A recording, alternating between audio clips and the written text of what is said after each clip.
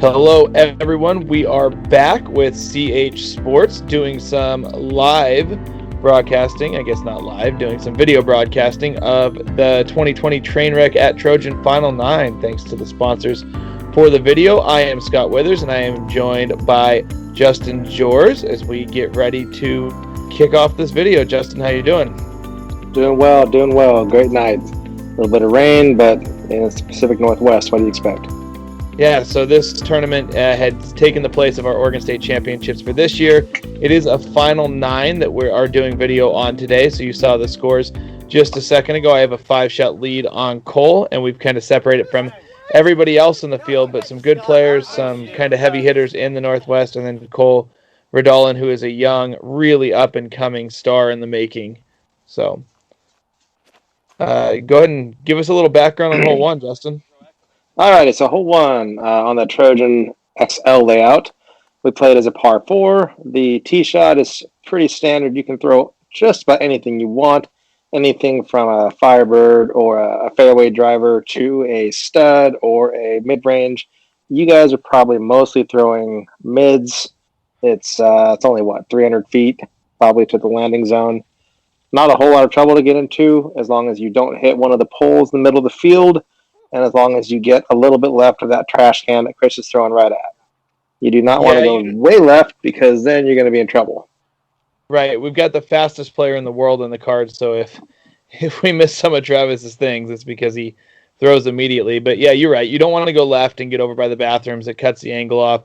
And you don't want to go too far to the right and bury it in the trees. Lewis is flirting with that, but comes back into the fairway, and that's in a great spot.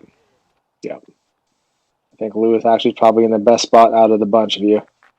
Yeah, you can see Chris was a little too far right, and as a result had the poles in his way. All of the paths and stuff on this course are safe unless otherwise noted, and we'll kind of walk you through when that is. But second shots here, same disc. Honestly, you could throw another mid if you want. I think the common play is to throw a stable fairway driver out to the right and get in the mode area of grass. Yeah, so you guys are throwing over water here. It's not an island per se, but there's a lot of land out there to land on, but everything that's mowed is pretty close to the grass, and it slopes away quickly from the basket to the left. And then if you push deep, there's a lot of tall grass, so you can easily lose your disc in. Right. If you're in the short grass, good chance you're making birdie on this hole, which is what everyone wants to do. If you're playing on the Final 9, you're one of the top 5 players for the weekend, you're really trying to birdie this hole. Like, there's no reason to par. If you get in the long grass in your second shot, there's not much to be had from there. So you can see how good Lewis's drive was, put himself in a good spot, and that is really the only one of us that looked like they threw the disc pretty well under the basket. Yeah. Travis has got a long look at birdie. You guys can see the grass blowing in the back there. He's got a little bit of a wind push. Yeah, and that's Cole. That was Cole. Yeah, it's Cole from deep right. He straightened his out. I almost threw mine in the water and then throw the putt off the top right. Not that close to going in. Travis again, doesn't take any time and misses it. So this was not a great start, but it is a little windy. It always is out here at Trojan. Yeah, and this is the first hole. You guys have been sitting for a little while, and Chris just watched Travis doink an easy putt. So he decided to follow suit. Didn't want to make Travis feel lonely. Lewis saves face. He gives him raptor legs all the way to the basket. All 3 or 4 steps that was. But at least somebody was able to get a birdie out of this group. He almost bounced off the pole and came back out, and I think we were joking that would have been perfectly fitting for that. We're the top 5 players from the weekend all getting to play the Final 9, and we have no birdies until Lewis taps that putt in. So not a great start for our Final 9, but really not much movement in terms of scores. But you'll notice as we play this course that every single hole out here can be a birdie or a bogey. So there's lots of movement that can happen. Bogey is putting it kindly. You can do much worse. Yeah, hole 2 we're going to move into, and this is a very sneaky, kind of tough hole. The basket has land that falls away from it towards the water on every side except for short, and stuff rolls in the water all the time here. Even good shots can pick up and go down, especially this year. I felt like a lot of that grass was trampled down, and good shots found a way to not be safe. Yeah, I think this year was a little indifferent than years previous, whether we just had more people down in that tall grass or what. But it seems like discs just tended to find their way out of bounds a lot easier. Great example would be that shot. That was a great throw. Didn't really have any business going out of bounds, but it found its way out. I think the common play here is probably the forehand. If you have the forehand, it seems like it just fights into the hill a little better. It can still pick up and roll into the water, but both Cole and I are going there. I'm going Firebird. I assume he's throwing a Raptor probably or something along that speed. He's mainly throwing Discraft stuff. And then Chris is also lining up, I think, a Color Glow Firebird for his forehand. The idea is to put it flat and make sure you aim far enough left. Yeah. It's not a very difficult forehand. You just got to keep it low, and you have to trust the disc. As Colin has been out videotaping us, he's learned to not take the camera off of Travis and just to let it roll because he's going to come up and fire. And this is not a fun putt. We're looking at maybe 30 to 35 feet, and it's more downhill than it looks. Oh, yeah. That's a very scary putt because if you didn't hit anything, there's a good chance you're going out of bounds. Yeah, I'd probably fly to the long grass there, and the long grass is 25 feet away. If I don't hit anything, it's enough of a dropout that if I don't fly or drop off, that if I don't fly to the long grass, I'm at least going to roll to it. And you can see Lewis now for par after his disc hit right next to the basket and rolled out of bounds. Yeah. And that was a good bid. Didn't get a very fortunate roll. Going to have a slightly shorter putt than what he just had. Yep, Cole looking good in the blue shirt, gray pants, white belt, keeping it classy for the final round out at Trojan. And he played so well this weekend, and he just slams in putts. Lots of hyzer on him, putts really firm. But when you're hitting the pole every time, it doesn't matter. And he had a great putting weekend.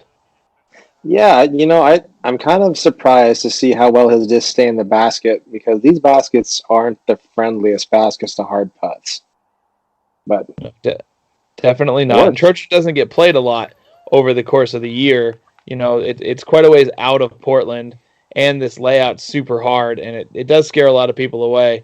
But, I don't think this course necessarily needs to replace their baskets. It doesn't get played enough for that, but they're not in that top percent. So you will see some, putts either get a little bouncy like Lewis's did off the pole on the first hole. Thankfully, it stayed in. Or maybe one or two cut-throughs over the course of a weekend. But these are okay. These are what I've played on for a long time at Adair and Bryant and all our home courses. So, yeah. They're not, they are what they are. So you guys actually played that hole really well. 4 birdies, 1 unfortunate bogey. 4 birdies, and Lewis's good shot. You don't see that very often on that hole. So we're going to move into hole 3. 635-foot par 4. You cannot get too aggressive on the drive. The path on the left is out of bounds until you go around the corner. So you're going to see forehands or backhand turnovers that try to get into the landing area. I will always throw a forehand here because I don't think I can actually get a backhand in bounds. I don't have the touch. But pretty standard hole. Throw 2 good shots and you're going to get a 3. Yeah.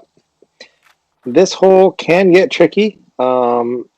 Sometimes there's a hidden wind that you guys can't see or can't feel from the tee pad. But it looks like it's pretty calm right now for you guys.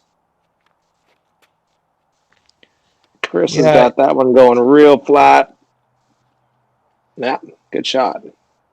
You don't see the wind affect this tee shot too much. It's more in the second shots as you kind of get around the corner and it opens up to the road that kind of goes into the rest of the park, and that's where you get it. Travis went turnover. It glides too far right. I think that's a common mistake with the backhand is to make sure you're not going to go out of bounds left, so you kind of hang it up higher, and it gets into some of the longer stuff on the right. Lewis is really good at this shot, whether it's his leopard or his T-bird or his rock. The angle control that he has without a forehand kind of helps him be able to compete. Yeah, no, that's definitely his bread and butter shot. Yep, and putting a pretty good move on it. A little short. Gonna have a look at birdie, but guaranteed he wanted a shorter one.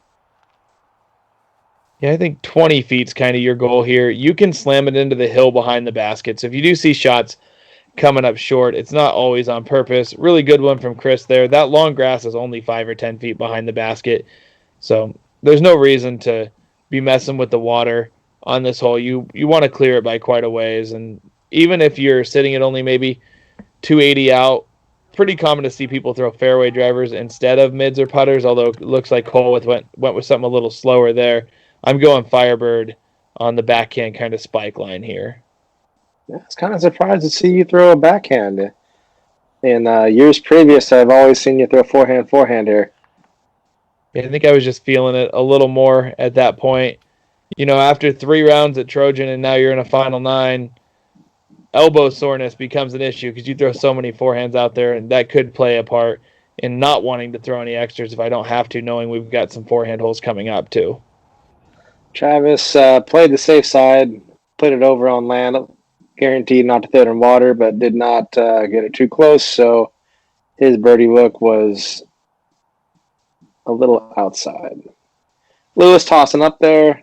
He's kind of adopted this newer putting form that he throws the putter really high and just tries to get it to drop in. That one came in pretty close, but I really, really like how Cole's putting stroke looks. That's super, super smooth, very direct. Putter doesn't move an inch. And you are just tapping in for an easy birdie.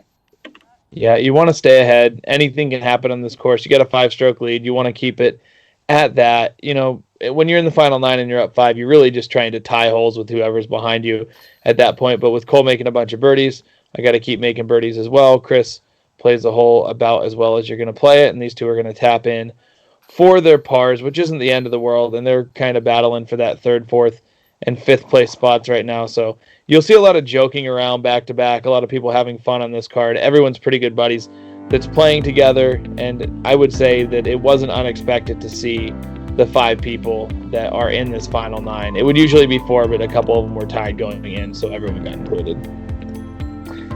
Yeah, definitely. I don't know if Travis has been on 1 or 2 other final 9s, but I know he's always been pretty close. Lewis has always been really close. I know he's been on some feature cards previously, and Cole is definitely the newcomer here. Chris has been very consistent. I don't think he's made lead card at Trojan yet, though. Do you recall? I don't remember if I played with him in a final 9, but we move into the signature hole at the Trojan course, and this is hole 10, or our 4th hole in the final 9, 455 feet.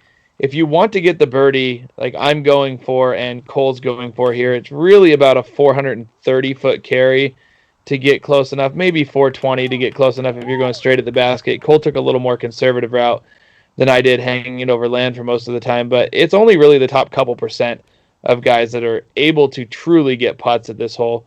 You can see Chris going a little slower. It's high, and it finds the water. Thankfully, I think he was up kind of by the shore, so he'll have a chance to still make bogey, but this hole claims a lot of discs in the water.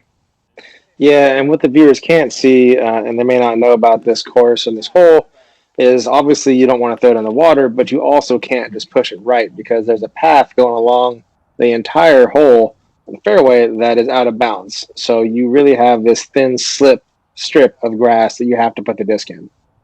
Yeah, this is a great disc golf hole. It's one of the hardest holes we play all year, especially at the distance.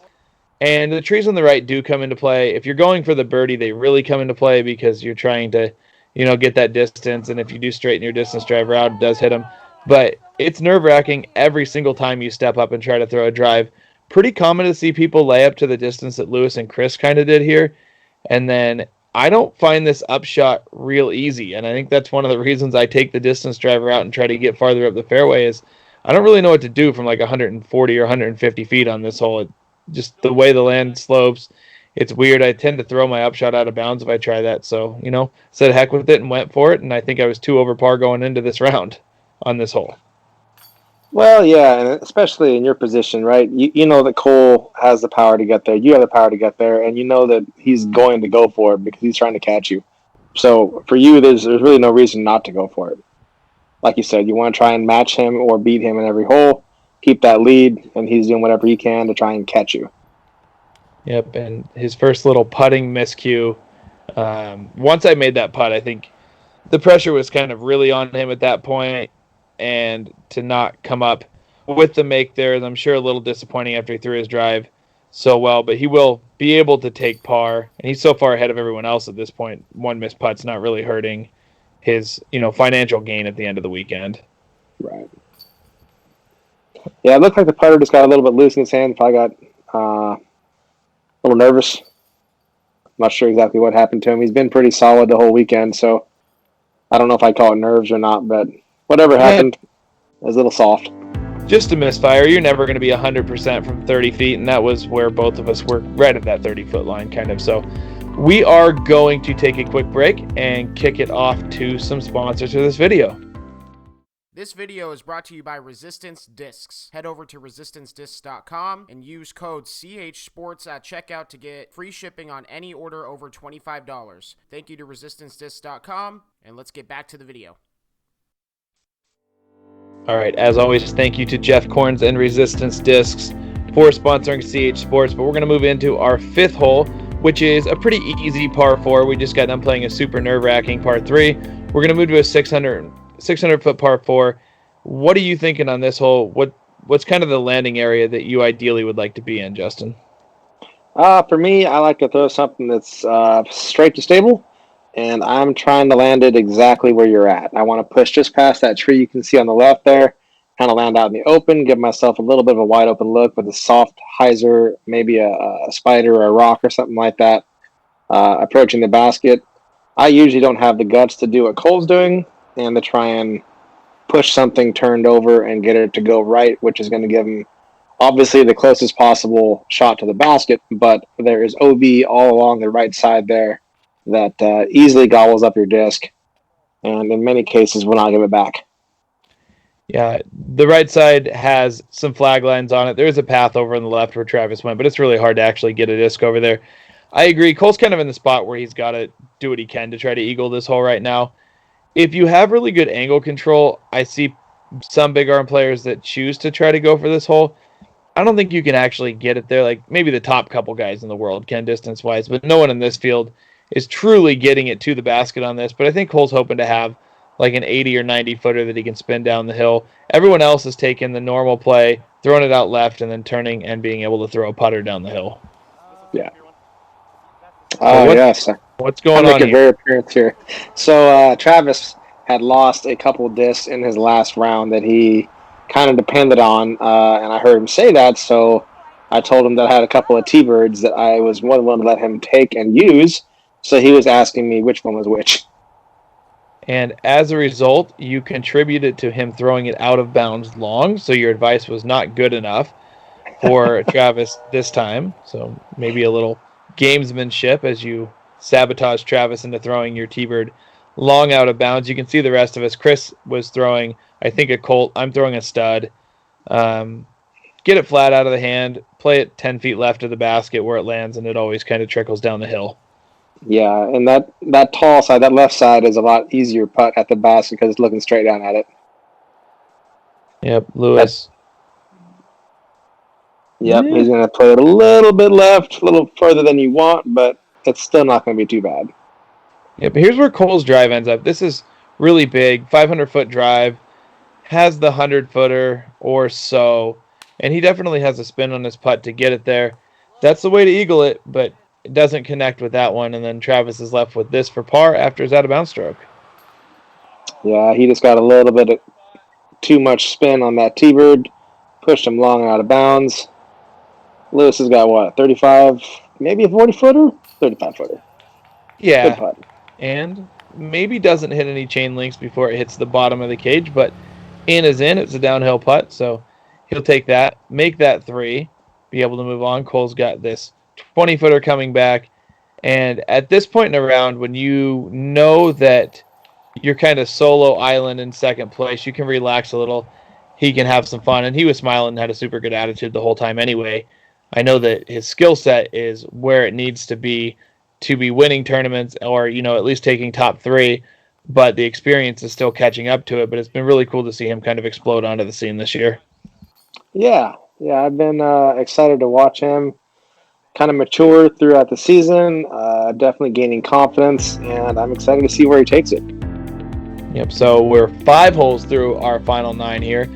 I am at 29, Cole at 23, 15, 13, and 11 under par for the other 3. So as normal at Trojan, here's another hole that we got to carry some water on. Every other hole. All right, so this is a pretty soft shot in comparison to what you guys have just thrown. It's only, 285. but it's still scary. You got branches hanging out over the water. You got a miss hitting those trees. If you go straight off those trees, you can easily kick back in the water. So it's kind of a low cover shot that has to fit in a nice narrow slot. You can throw forehand. That's going to be the most common play, but there's also a nice backhand route there. You just got to get a slight turnover on it. If you don't turn the backhand over, it's in the water and it's gone. That's the danger Yes. with the backhand. The forehand, I don't necessarily try to park this hole. I'm trying to throw it like 25 or 30 feet right and take the putt just because it's a lot safer. You can see Lewis do the backhand, which I actually think the backhand's easier to put it right under the basket. The forehand's just a lot safer in my book to get a putt. Yeah, I would agree with that. I throw forehand every time. I don't necessarily throw the forehand safe every time, but I sure try to. Chris doesn't throw the forehand safe that time. That's a misfire. You want to be a little right of that. Travis stepping up so quickly with the backhand, and perfect. Maybe Scurry's just a touch long, but great shot. Yeah. I would imagine that was probably a roadrunner knowing Travis. Oh boy, stop. And that is one of the nastiest rolls you'll see on this hole. Uphill roll. Yeah, surprisingly, this green is kind of quick. There's a few holes at Trojan where you do get rollaways, and Cole maybe is kind of checked out of the focus department at this point, being on that island by himself score-wise. I'm thinking I've had this putt 30 times at this course because that's where I throw the drive every time. So you want to step up and just toss it in. Putt becomes quite a bit easier after you watch Cole take the bogey in front of you. And now at this point, I know this thing's pretty much over. Yeah, no, as long as you don't have a major implosion, you should have this tournament wrapped up. Chris is trying to save par from the water's edge, coming up just a little short. Travis has got, 15-footer comeback. Almost throws it too short. But he gets the birdie. I see Chris miss that putt from the edge of the water, and then he looks back at the water. I'm wondering if he's thinking, like, maybe I should just flop in here and sit the rest of this final line out.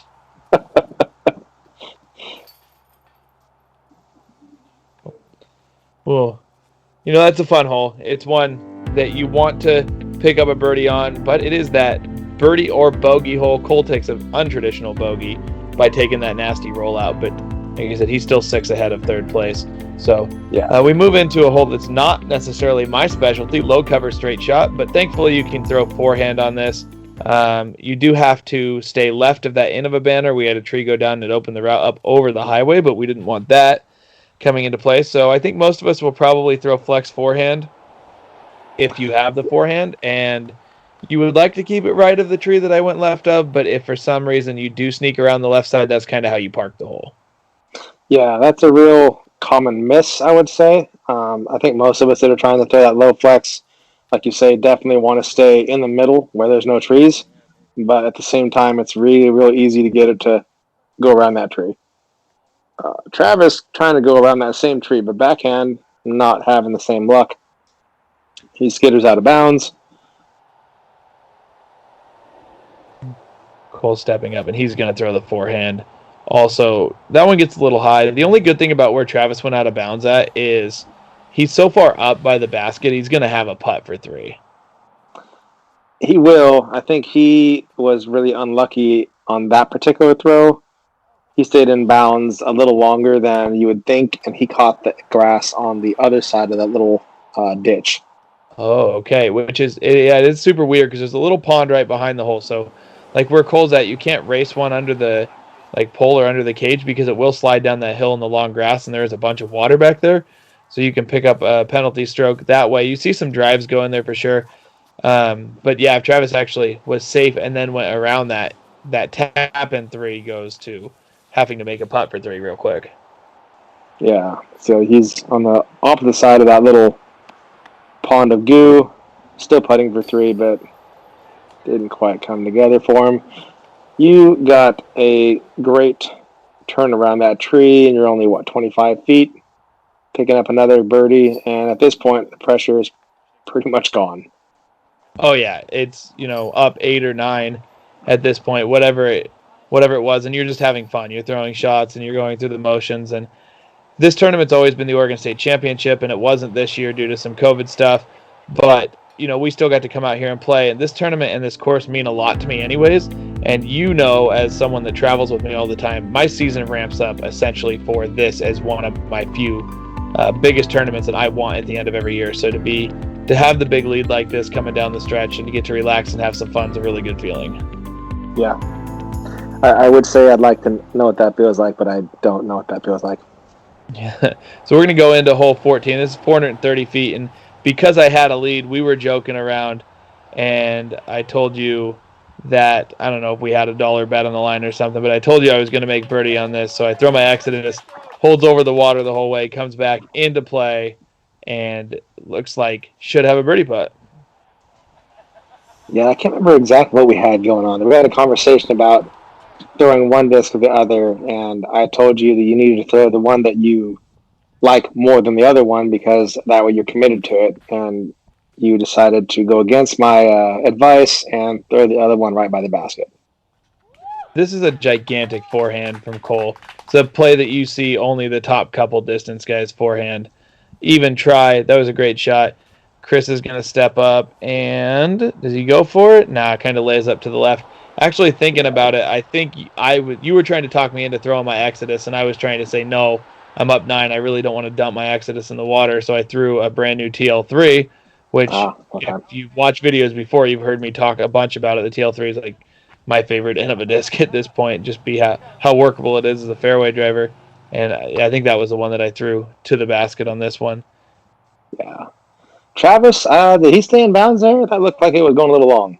Yeah, I didn't see a graphic, so it looks like it. These guys are in the normal layup area. So this is what probably 90% of players are going to do over the course of a round. And this is what I do almost every time, is I just throw it into this fat landing area and then throw a pitch up because there's so much water all around the basket that it's not really worth going for normally, apparently, unless you have this sidearm, because that's super cool. Yeah, that was an amazing sidearm and a fantastic birdie.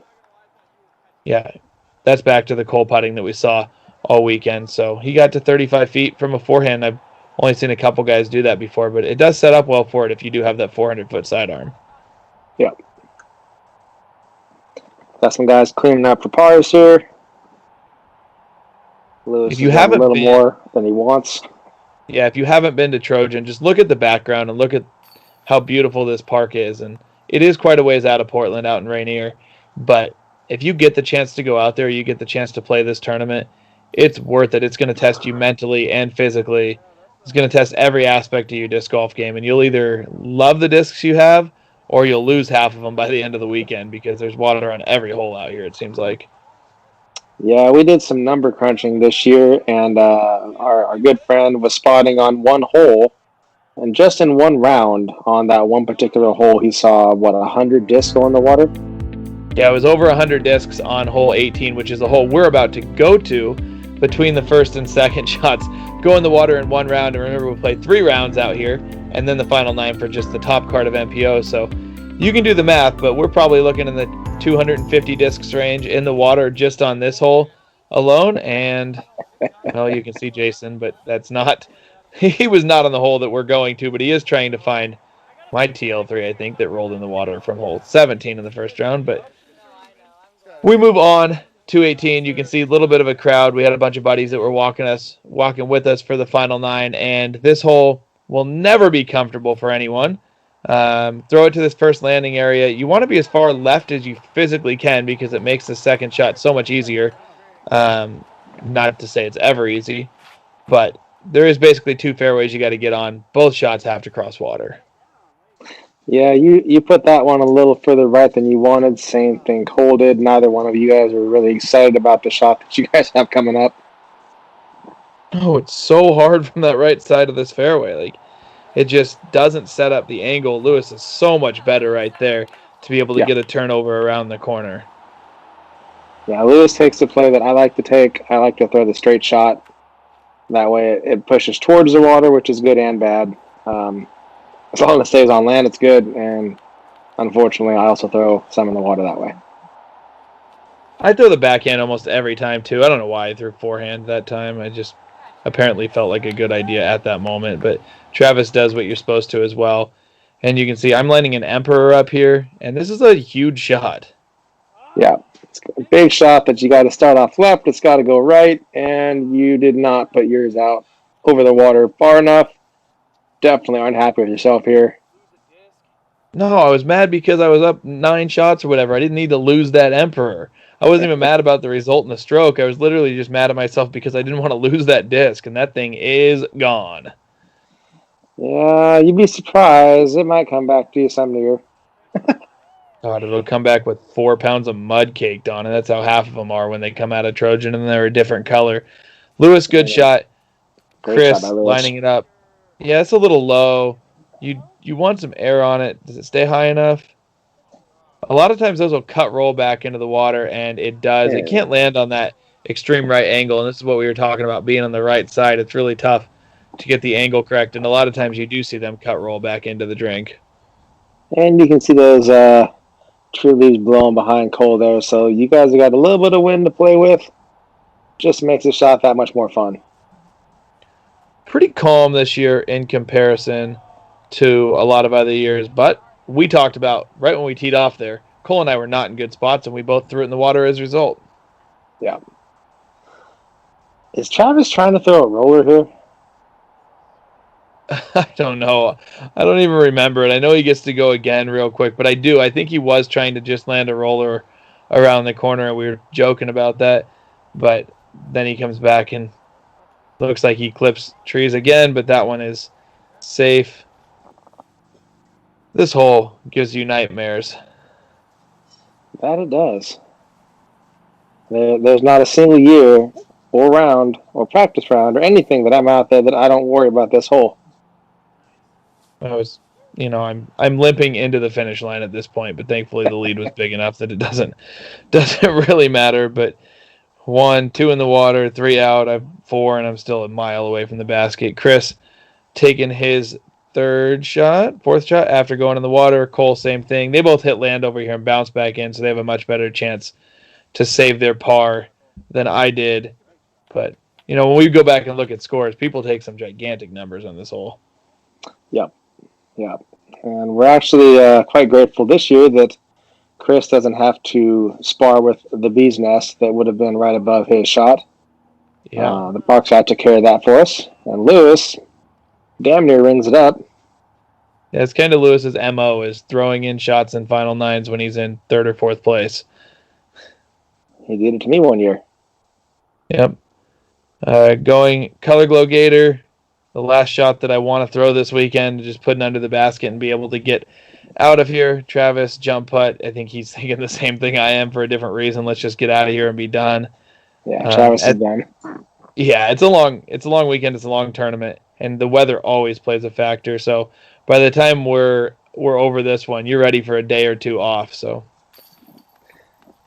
And you tap in your bogey, not how you wanted to finish, but either way, at the end of the day, it is still a win.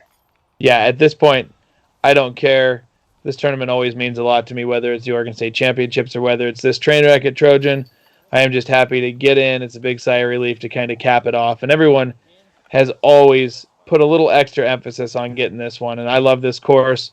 I love the layout. And, it's going to be a special place for me for a long time. Yeah. Lewis is taking it down with a birdie there, so that put him in 3rd place, right? He come back and get Chris and Travis, so he does. So good final 9 from Lewis. I had a real good final 9 going until that last hole. I think I ended up 6 down even with the bogey. And Cole stays solid, takes 2nd place, 8 shots ahead of Lewis. So really fun setup. And thank you guys for joining us. Again, I'm Scott Withers, and this has been CH Sports. Thanks, guys. Hey guys, Colin here with CH Sports. I just wanted to give a huge shout out to my coverage sponsors. These videos would not be able to come to life without these people's help, so I really appreciate it. There's plans starting as low as $3 a month, and every single dollar helps grow the channel. If you would like to see your name or business listed in the credits of every single one of my videos, please head over to patreon.com/chsports.